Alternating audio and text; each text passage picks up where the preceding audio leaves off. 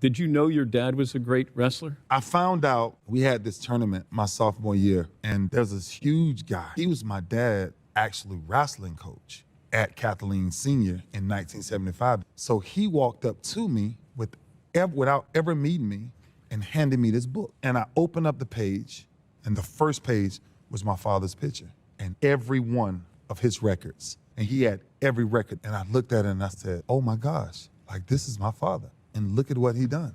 And guess what I'm gonna do?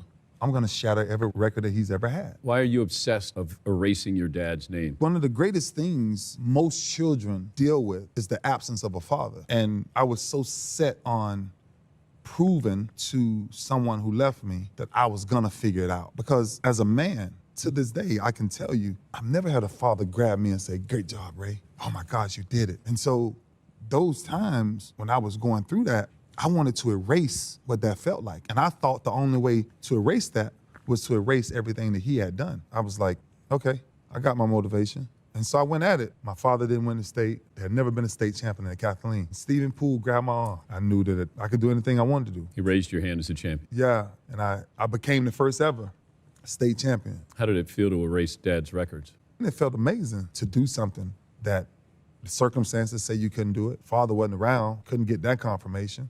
Everybody else, you're too small. You can't make it happen. You can't be the first state champion to ever do it. And I said, okay, keep talking. And so every step of the way, what I learned, Dan, was to become a master at anything that I entertained.